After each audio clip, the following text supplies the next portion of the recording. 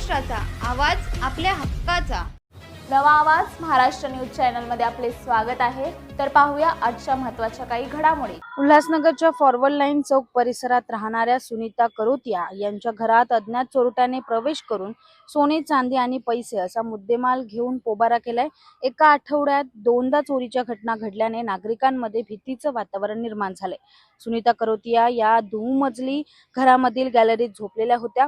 शनिवारी रात्री 2 वाजण्याच्या सुमारास अज्ञात चोरट्याने घरात प्रवेश करून कपाटात ठेवलेलं सोनं, चांदी आणि पैसे असा मुद्देमाल घेऊन पसार झाला आहे.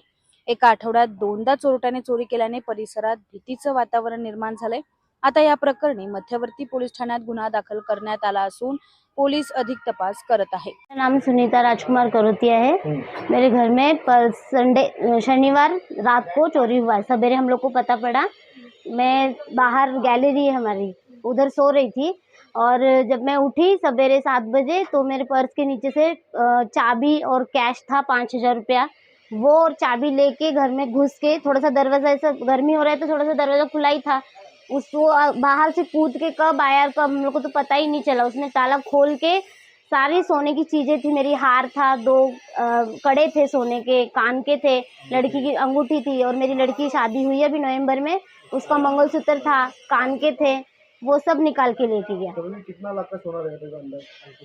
इतना अंदाजा तो अभी पता नहीं, फिर भी 6-7 लाख का तो होगा ही। वो अब बेचने जाएंगे तो हम ये टाइम पे नहीं तो वो पुराना सोना है, जब शादी हुआ था, जब मम्मी ने मतलब सास ने चढ़ाया हुआ सोना है वो सब, और अभी कुछ 1-2 चीज नया बनाया था उसने बस। पुलिस ने कुछ शिकायत की है? हाँ, कंप्लेंट किया, पुलिस आके देख के गई है, उसके बाद कुछ पता ही नहीं है। क्या मांग रही? बस हमको हमारे इतना है कि हमको न्याय मिलना चाहिए। आज मेरे घर में हुआ, कल किसी और के घर में भी होगा। यहाँ सबके घर यहाँ डबल माले के हैं, आज मेरे घर में घुसा है, कल को किसी के भी घर में घुस सकता है। इसलिए बस मुझे पकड़ा जाए वो, और मुझे न्याय मिले बस।